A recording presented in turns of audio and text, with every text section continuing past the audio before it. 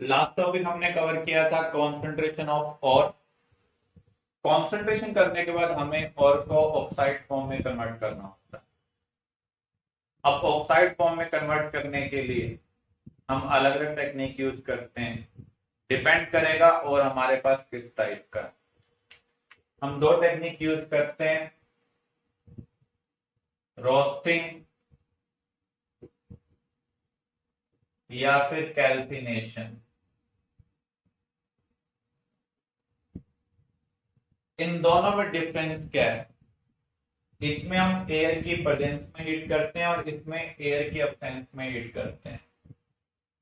Actual में industry में air को सप्लाई करने के लिए भी कॉस्ट लगती है, क्योंकि हमें एयर को पंप करना पड़ेगा, उसके लिए मोटर लगानी पड़ेगी, पाइप सिस्टम लगाना पड़ेगा, उसकी एक एक्स्ट्रा कॉस्ट है। जहां पर एयर की रिक्वायरमेंट ही ना हो वहां पर हमें इस कॉस्ट को हैंडल ही नहीं करना चाहिए, यूज ही नहीं करना चाहिए। तो ऐसे केस में हम और के नेचर के बेस पर टेक्निक यूज करेंगे। द हीटिंग ऑफ और below it's melting point in the presence of air.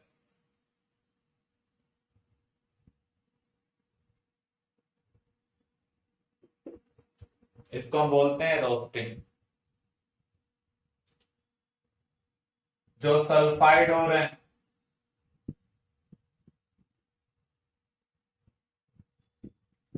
उनको ऑक्साइड फॉर्म में कन्वर्ट करने के लिए, ऑर्गेनिक मैटर को रिमूव करने के लिए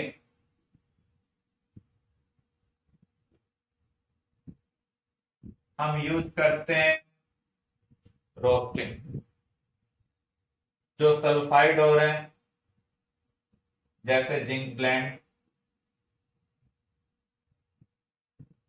इसको जब हम एयर की प्रेजेंस में हीट करेंगे तो ये किस में कन्वर्ट होगा? ऑक्साइड में, सल्फर सल्फर डाइऑक्साइड में कन्वर्ट हो जाएगी। अगर फॉसिल्स प्रेजेंट हैं, नॉन मेटल की इंप्योरिटीज हैं,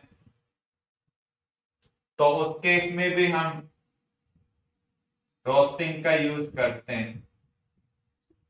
तो जब आप एयर की प्रेजेंस में ऑर्गेनिक मैटर और नॉन मेटल इंप्योरिटीज को हीट करते हैं तो वो वोलाटाइल ऑक्साइड में कन्वर्ट हो जाते हैं, मीन्स गैसियस ऑक्साइड में कन्वर्ट हो जाएंगे। मान लीजिए कहीं पर सल्फर एज इम्प्योरिटी प्रेजेंट है तो वो सल्फर डाइऑक्साइड में कन्वर्ट हो जाएगी। फास्फोरस एज इम्प्योरिटी प्रेजेंट है तो वो फास्फोरस के ऑक्साइड में कन्वर्ट हो जाएंगे। तो जहां पर सल्फाइड और हो या पायराइट और हो, ऑर्गेनिक मैटर प्रेजेंट है, नॉन मेटल इम्प्योरिटीज प्रेजेंट है, तो वहां पर हम रोस्टिंग का यूज करते हैं। कैल्सिनेशन में क्या होगा? द हीटिंग ऑफ और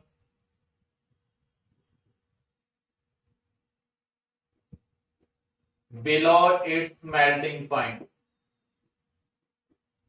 in the absence of air।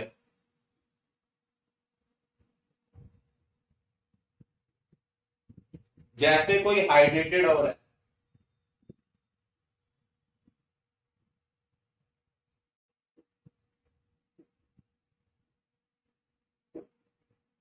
वहां पर मॉइस्चर को रिमूव करने के लिए हमें हीट की रिक्वायरमेंट है, ऑक्सीजन की रिक्वायरमेंट नहीं है, तो हमें एयर सप्लाई करने की जरूरत नहीं है। तो जब हम एयर सप्लाई नहीं करते हैं तो उस प्रोसेस को हम क्या बोलते हैं? कैल्सिनेशन। जैसे आपके पास बॉक्साइट हो रहा है, तो जब आप इसे हीट करेंगे तो ये अनहाइड्रस में कन्वर्ट हो जाए। कार्बोनेट हो रहा है, आपको पता है कार्बोनेट थर्मली अनस्टेबल होते हैं, तो जब आप उन्हें हीट करेंगे तो वो ऑक्साइड में कन्वर्ट हो जाएगा। तो यहाँ पर हमें एयर सप्लाई करने की कोई रिक्वायरमेंट नहीं है। जब एयर सप्लाई करने की रिक्वायरमेंट नहीं होती है तो हम क्या यूज करते हैं, कैल्सिनेशन यूज करते हैं। क्लियर।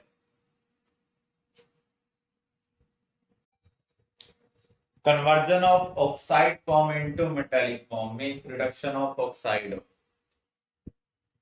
रिडक्शन के लिए हम कौन कौन सी टेक्निक का यूज करते हैं,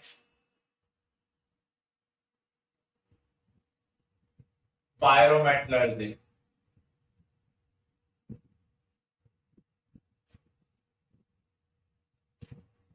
दूसरा हम यूज करते हैं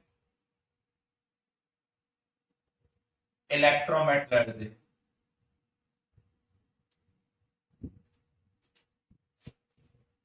तीसरा हम यूज करते हैं हाइड्रोमेटलर्जी। इन तीनों में डिफरेंस क्या है? पायरो का मीनिंग होता है heat,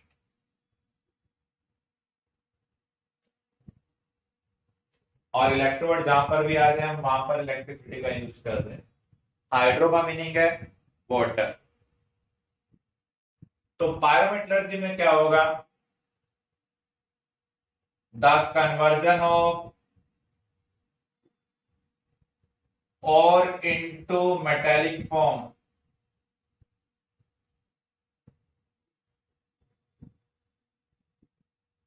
under the application of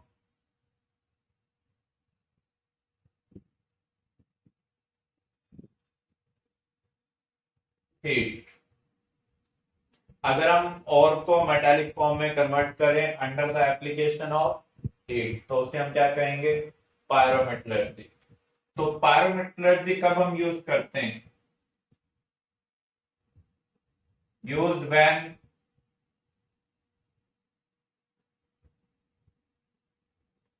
less reactive metal या फिर इंटरमीडिएट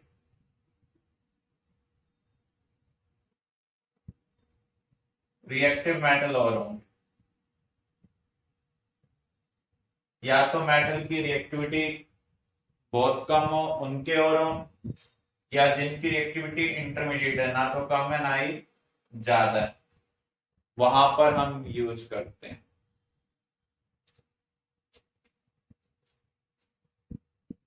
लेस रिएक्टिव के लिए जो हम मेथड यूज करते हैं उसे हम बोलते हैं सेल्फ रिडक्शन और auto reduction.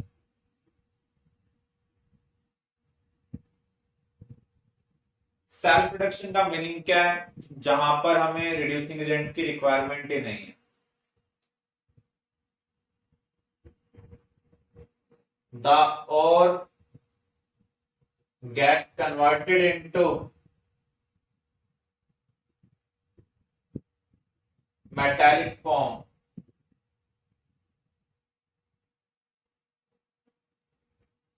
under the action of heat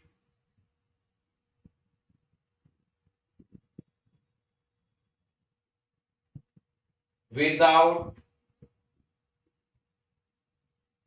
help of reducing agent। जहां पर हम रिड्यूसिंग एजेंट का यूज नहीं करते हैं, बिना किसी रिड्यूसिंग एजेंट का यूज किए अपने आप रिडक्शन हो जाए, उससे हम क्या कहेंगे, सेल्फ रिडक्शन और ऑटो रिडक्शन। तो इसका हम कहां पर यूज करते हैं, जहां पर मेटल की रिएक्टिविटी बहुत कम हो, for example lead, copper, mercury, silver, इनके जो और होंगे उनके लिए हम यूज करते हैं सेल्फ रिडक्शन और auto reduction. For example copper sulphide है आपके पास, इसे पहले तो हम पार्शली रोस्ट करेंगे। पार्शली रोस्ट करने पर कुछ क्यूप्रस सल्फाइड इसमें कन्वर्ट हो जाएगा, कॉपर ऑक्साइड के अंदर कन्वर्ट हो जाएगा। तो क्यूप्रस सल्फाइड और क्यूप्रस ऑक्साइड हीट के एक्शन में अपने आप ही कॉपर में कन्वर्ट हो जाएंगे। तो यहां पर हम कोई बाहर से रिड्यूसिंग एजेंट नहीं ले रहे हैं, इसलिए हम इसे क्या बोल रहे हैं, ऑटो रिडक्शन और सेल्फ रिडक्शन। ऐसे ही आपके पास सिल्वर ऑक्साइड है, इसको हम हीट करेंगे, मेटेलिक सिल्वर में कन्वर्ट हो जाए। मर्क्यूरिक ऑक्साइड है, हीट करेंगे तो यहां पर मेटेलिक फॉर्म में कन्वर्ट हो रहा है। तो यहां पर हम कोई भी रिड्यूसिंग एजेंट यूज नहीं कर रहे हैं, इसलिए हम इसे बोल रहे हैं सेल्फ रिडक्शन और auto reduction. Clear? Intermediate reactive metal जैसे आयरन, जिंक और जो है हमारे पास, उनके लिए हम यूज करते हैं कार्बन रिडक्शन। इसे हम स्मेल्टिंग भी बोलते हैं। तो इसमें हम कार्बन को एज रिड्यूसिंग एजेंट लेते हैं।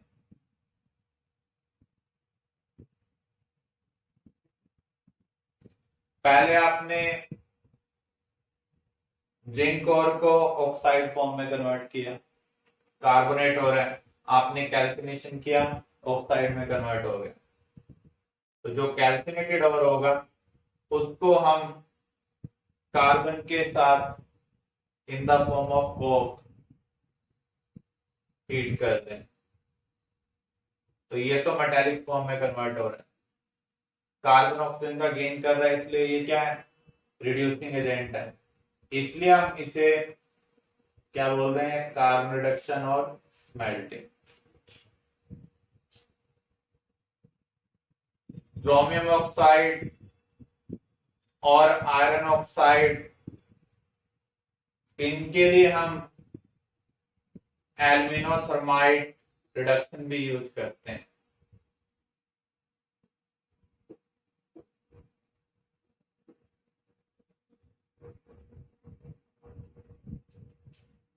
एल्यूमिनोथर्माइड रिडक्शन में हम किसको रिड्यूसिंग एजेंट ले रहे हैं, aluminium used as reducing agent.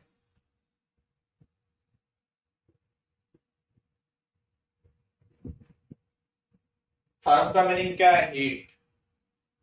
हम एल्यूमिनियम को रिड्यूसिंग एजेंट ले रहे हैं, लेकिन साथ साथ में उसको हीट भी कर रहे हैं।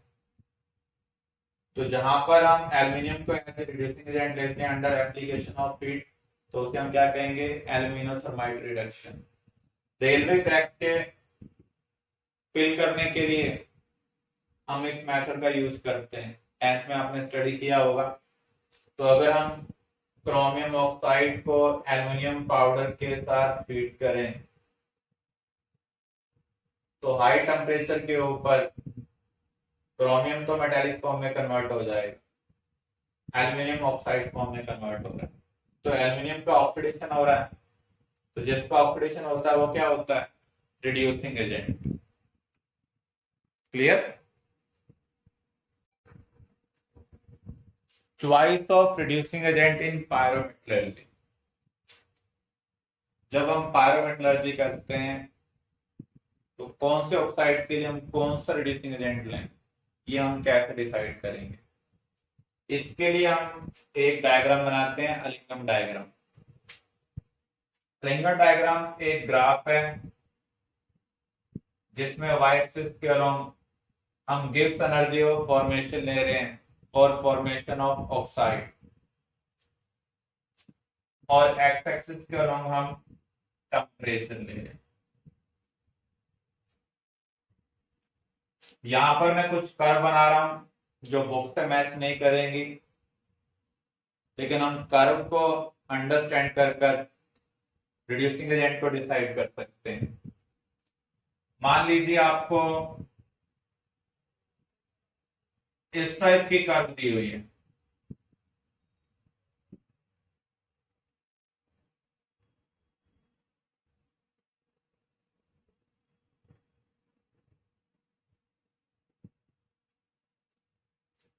तो यहां पर हम रिड्यूसिंग एजेंट कैसे डिसाइड करेंगे? जिसकी कर्व नीचे लाई करेगी, देखो यहां पर मान लीजिए डेल जी फॉर्मेशन 0 है और इससे नीचे क्या होगा, नेगेटिव होगा। डेल जी नेगेटिव किसको रिप्रेजेंट करता है, स्पॉन्टेनियस को। जिसका डेल जी जितना ज्यादा नेगेटिव होगा उसका प्रोसेस उतना ज्यादा स्पॉन्टेनियस होगा। इसका मीनिंग यहां पर बीके ऑक्साइड बनने के चांसेस ज्यादा हैं in comparison to formation of oxide of A, क्योंकि इसका जो डेल जी है वो इसके कंपेरिजन में क्या है, मोर नेगेटिव है। तो इसका लॉजिक क्या होगा, the process with more negative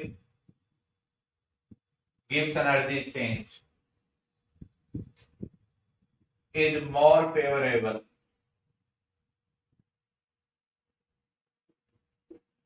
अगर दो प्रोसेस स्पॉन्टेनियस हैं जिसका डेल जी मोर नेगेटिव होगा,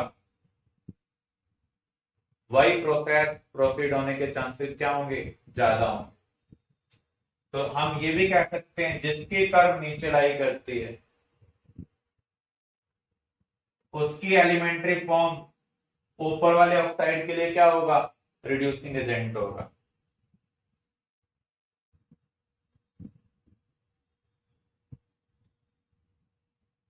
whose curve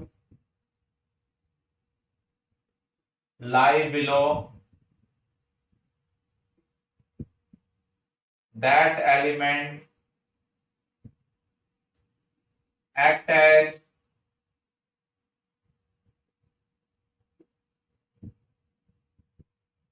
reducing agent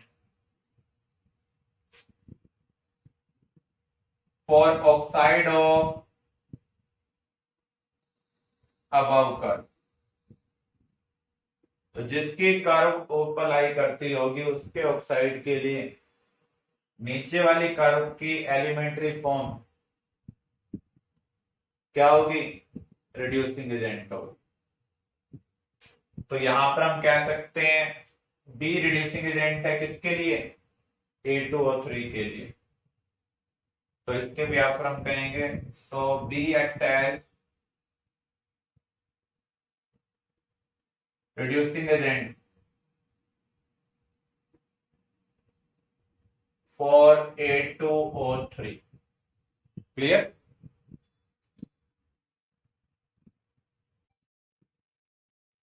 अब देखिए मान लीजिए आपको कर्व इस तरीके से की हो,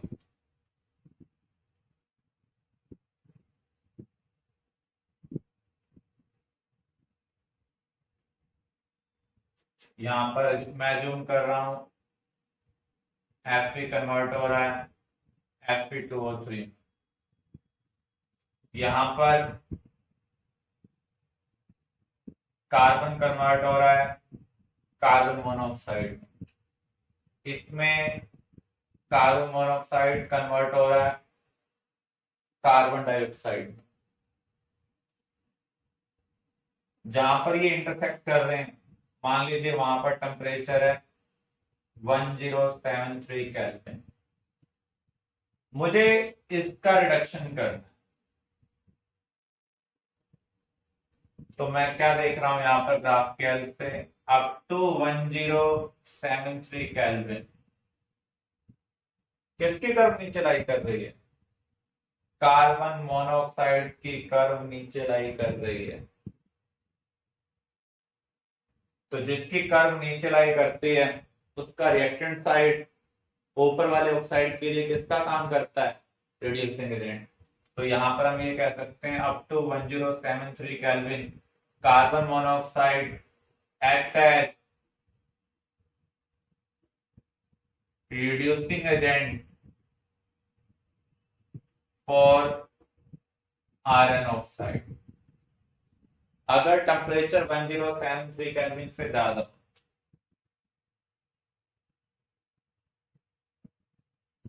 तब क्या कार्बन मोनोऑक्साइड रिड्यूसिंग एजेंट होगा। अब आप देख सकते हैं ये जो ऑक्साइड कर्व है किससे ऊपर लाई कर रही है, तो अलिंगम डायग्राम के अकॉर्डिंग नीचे वाली कर्व की जो एलिमेंट्री फॉर्म होगी, रिएक्टेंट साइड होगी, वो ऊपर वाले ऑक्साइड के लिए रिड्यूसिंग एजेंट का काम कर सकता है, क्योंकि उसका डेल जी क्या होगा, मोर नेगेटिव होगा। तो यहां पर किसकी कर्व नीचे लाई कर रही है, कोक की कर्व नीचे लाई कर रही है। तो यहां पर कार्बन कैसे एक्ट कर रहा है, रिड्यूसिंग एजेंट। तो जब हम आयरन की पायरोमेट्रलर्जी स्टडी करेंगे तो वहां पर हम दो टाइप के रिड्यूसिंग एजेंट की बात करेंगे, कार्बन मोनोऑक्साइड, कार्बन। तो आप देख रहे हैं 1073 केल्विन तक जो कार्बन मोनोऑक्साइड वाली कर्व है वो नीचे लाई कर रही है, इसलिए कार्बन मोनोऑक्साइड आयरन ऑक्साइड के लिए किसका काम कर रहा है, रिड्यूसिंग एजेंट का। जैसे टेम्परेचर 1073 केल्विन से ज्यादा होगा, इसकी कर्व इससे ऊपर चली जा रही है, तो अब ये रिड्यूसिंग एजेंट का काम नहीं कर सकता। किसकी कर्व नीचे आ रही है, कोक की कर्व नीचे आ रही है, तो यहां पर कोक को हम एज ए रिड्यूसिंग एजेंट ले सकते हैं। क्लियर।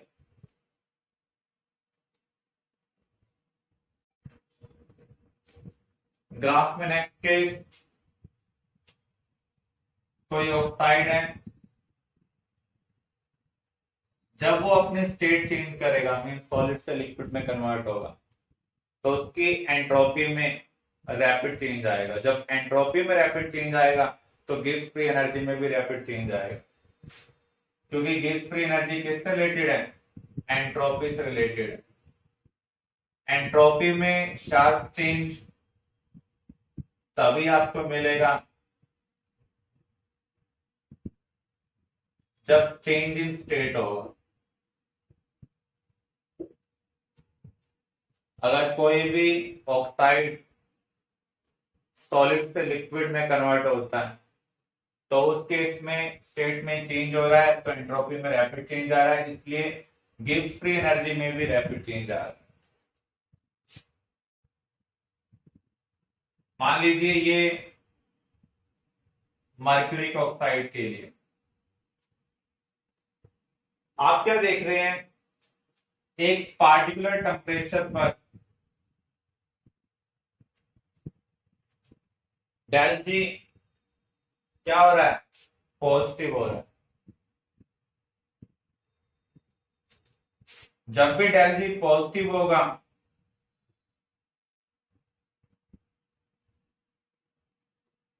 तो प्रोसेस क्या हो जाएगा, नॉन स्पॉन्टेनियस।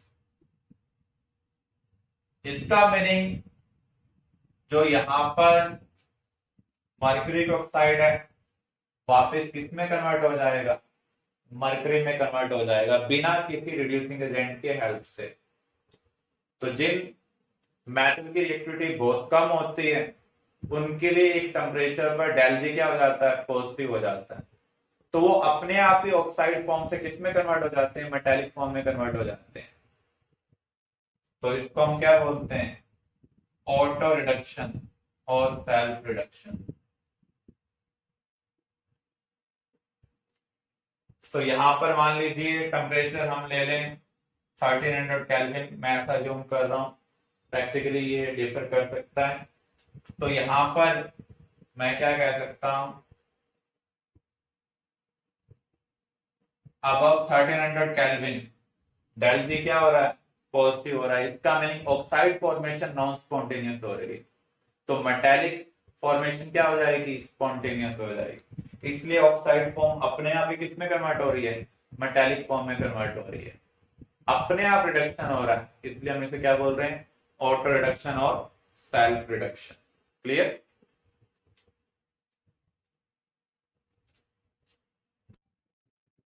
नेक्स्ट टॉपिक हम कवर कर रहे हैं पायरोमेटलर्जी ऑफ आयरन। आयरन को हम मेनली ऑब्टेन करते हैं हेमेटाइट ओर से।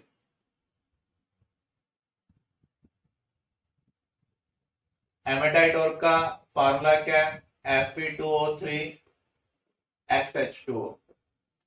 सबसे पहले हम आर्कटस से इसको ऑब्टेन करेंगे, ये बिग लम्प्स की फॉर्म में होगा, फिर हम इसको क्रश करेंगे, ग्राइंड करेंगे और फाइन पाउडर में कन्वर्ट कर देंगे। फाइन पाउडर में कन्वर्ट करने के बाद हम इसे कॉन्सेंट्रेट करेंगे।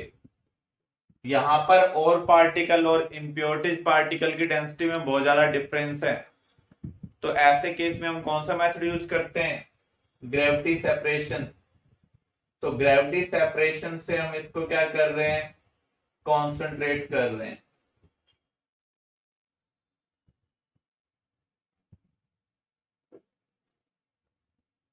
इसके बाद हमें मॉइस्चर को रिमूव करना होगा।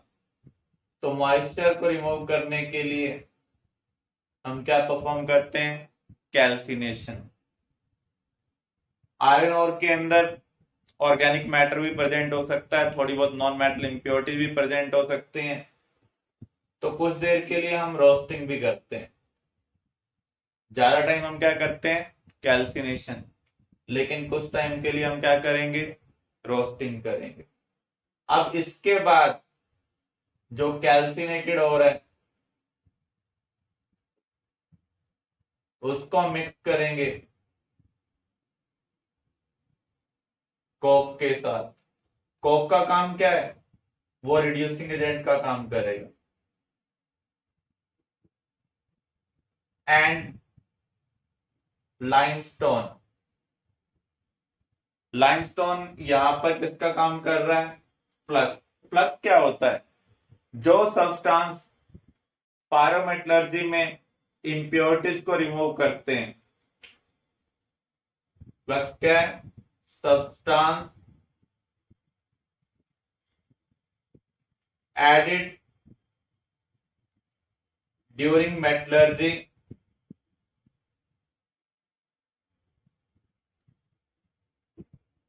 to remove unwanted particles।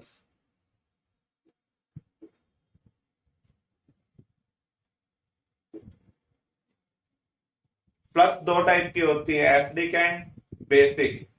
Impurities के ऊपर डिपेंड करेगा। अगर कहीं पर एसिडिक इंप्योरिटीज हैं तो उनको रिमूव करने के लिए हम बेसिक फ्लक्स का यूज करते हैं। ऐसे ही अगर कहीं पर बेसिक इंप्योरिटीज हैं तो हम वहां पर किसका यूज करेंगे, एसिडिक फ्लक्स का यूज करेंगे। तो आयरन ओर के अंदर सिलिका इंप्योरिटी प्रेजेंट होती है। सिलिका का जो नेचर है वो एसिडिक है, तो उसको रिमूव करने के लिए हम बेसिक सब्सटेंस ले रहे हैं जो फ्लक्स का काम कर रहा है। अब ये पार्टिकल्स को कैसे रिमूव करेगा, बाय फॉर्मेशन ऑफ फ्लैग। इस मिक्सचर को हम क्या बोलते हैं, चार्ज।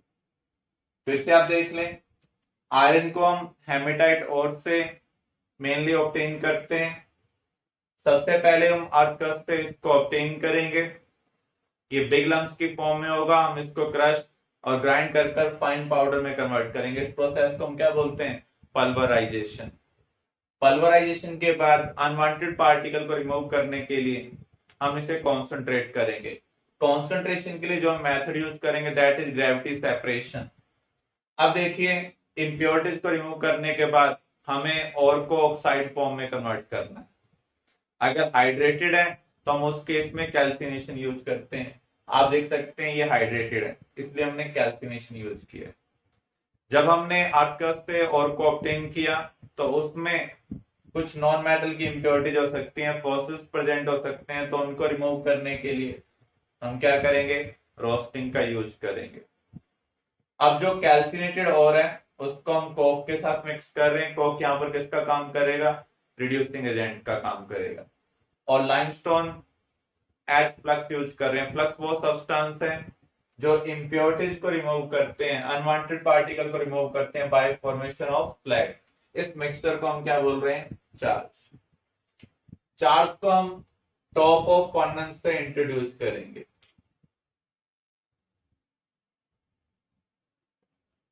और यहां से हम hot blast of air pass कर रहे हैं। तो जब हम चार्ज को इंट्रोड्यूस करेंगे और नीचे से hot blast of air pass करेंगे इन फर्नेस, तो उस केस में जो इस मिक्सचर के अंदर कोक प्रेजेंट है वो इग्नाइट होगा। कंबशन रिएक्शन हाईली एक्सोथर्मिक होती है। तो जो नीचे वाला जोन है वहां पर टेम्परेचर हाई है, तो यहां पर carbon plus oxygen carbon dioxide में कन्वर्ट हो रहा है। ये प्रोसेस हाईली एक्सोथर्मिक है, इसलिए इस रीजन में टेम्परेचर क्या है, ज्यादा है। अब हम जैसे जैसे ऊपर जा रहे हैं हम क्या देख रहे हैं, टेम्परेचर कम हो रहा है। ऐसा क्यों हो रहा है? देखो कार्बन डाइऑक्साइड गैस है, अब जब ये ऊपर की ओर राइज होगी तो कोक के साथ रिएक्ट करेगी, किसमें कन्वर्ट हो जाएगा, कार्बन मोनोऑक्साइड में। ये प्रोसेस एंडोथर्मिक है। तो एंडोथर्मिक प्रोसेस क्या करता है, टेम्परेचर को डिक्रीज करता है, इसलिए ऊपर की ओर टेम्परेचर क्या हो रहा है, डिक्रीज हो रहा है। अब यहां पर जो हमने लाइमस्टोन लिया था, लाइमस्टोन का फार्मूला क्या है, कैल्शियम कार्बोनेट। अराउंड 1273 केल्विन ये डिकम्पोज होगा, calcium oxide plus carbon dioxide. अब जो कैल्शियम ऑक्साइड है वो सिलिका इंप्योरिटी के साथ रिएक्ट कर क्या बना रहा है, कैल्शियम सिलिकेट।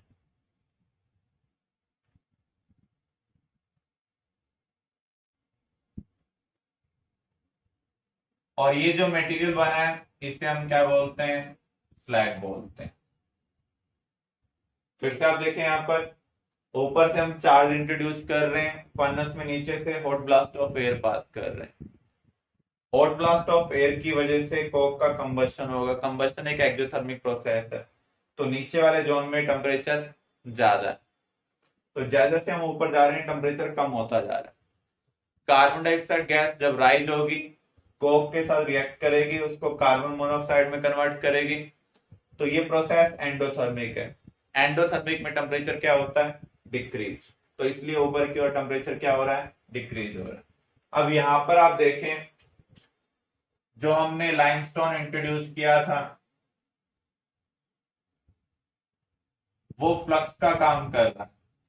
फ्लक्स वो सब्सटेंस है जो इम्प्योरिटी को रिमूव करते हैं during metallurgy bye formation of flag. तो यहाँ पर अराउंड 1273 केल्विन या उससे ज्यादा टेम्परेचर पर कैल्शियम कार्बोनेट डिकम्पोज होगा, calcium oxide plus carbon dioxide में कन्वर्ट हो रहा है।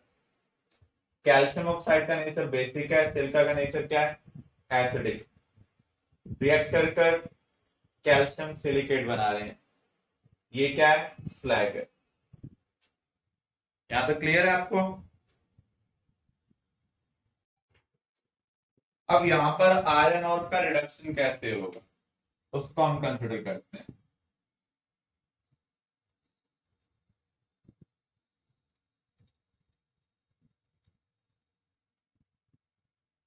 जो Fe2O3 है कोक के साथ रिएक्ट करेगा, पहले तो higher oxidation state lower oxidation state में कन्वर्ट होगी। जो कोक है वो किस में कन्वर्ट हो जाएगा, कार्बन मोनोऑक्साइड में। फिर further Coke lower oxidation state वाले ऑक्साइड के साथ रिएक्ट करेगा, इसको मेटालिक फॉर्म में कन्वर्ट कर देगा। यहां पर हम दो रिड्यूसिंग एजेंट ऑब्जर्व करते हैं।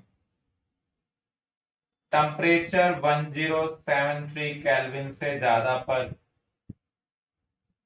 Coke as a reducing agent है।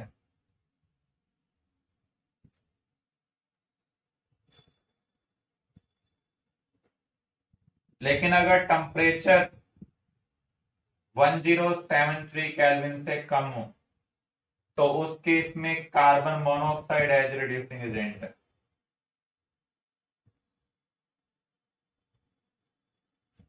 पायरोमेटलर्जी में हम अलिंगम डायग्राम का यूज कर रिड्यूसिंग एजेंट को डिसाइड कर सकते हैं। वहां पर हमने एक ग्राफ भी कवर किया था रिगार्डिंग दिस। तो वहां पर हम क्या देख रहे थे, जो कोक वाली कर्व है वो 1073 केल्विन से ज्यादा पर आयरन ऑक्साइड की कर्व से नीचे लाई कर रही है, लेकिन जो कार्बन मोनोऑक्साइड वाली कर्व है वो 1073 केल्विन से नीचे लाई कर रही है। और जिसकी कर्व नीचे लाई करती है ऊपर वाले ऑक्साइड के लिए, वो क्या होता है? Reducing agent. तो एग्जाम में आपके पास आ सकता है कि रिड्यूसिंग एजेंट बताओ आयरन की मेटलर्जी में कौन कौन। एक तो कोक है और दूसरा carbon monoxide. Lower temperature range में कार्बन मोनोऑक्साइड रिड्यूसिंग एजेंट है, हाइयर टेम्परेचर रेंज में कोक रिड्यूसिंग एजेंट है। यहाँ पर टेम्परेचर इतना ज्यादा है कि आयरन कौन सी स्टेट में है? मोल्टन स्टेट में। अब देखो ये जो मोल्टन आयरन है इसके ऊपर स्लैग फ्लोट कर रहा है।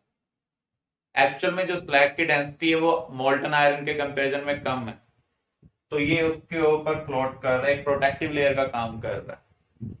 तो एग्जाम में हमारे पास क्वेश्चन आ सकता है, what is role of slag to prevent oxidation of molten metal?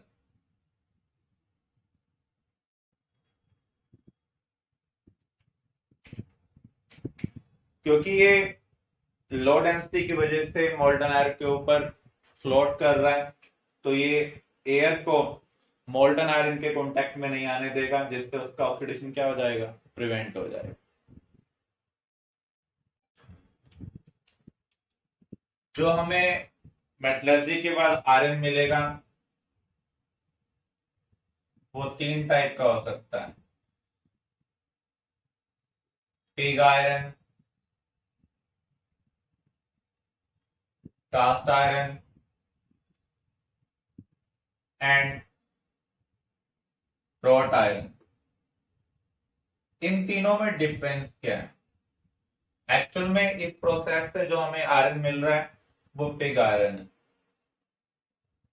Differ with respect to carbon content. ये तीनों फॉर्म में कार्बन कंटेंट अलग अलग है। यहां पर 4 to 5% कार्बन है, यहां पर 2 to 3%, यहां पर अराउंड 0.1% कार्बन कंटेंट है। तो प्योरेस्ट फॉर्म कौन सी होगी? Wrought iron.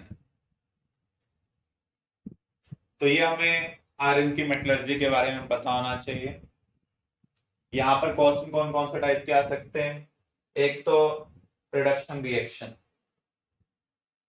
कौन कौन सा रिड्यूसिंग एजेंट हम यूज कर सकते हैं और किस कंडीशन में यूज कर सकते हैं। दूसरा role of slag, role of flux. ये 3 मेन क्वेश्चन है जो आपसे एग्जाम में पूछे जा सकते हैं। कंप्लीट प्रोसेस एज सच आपसे एग्जाम में नहीं पूछा जाएगा। क्लियर?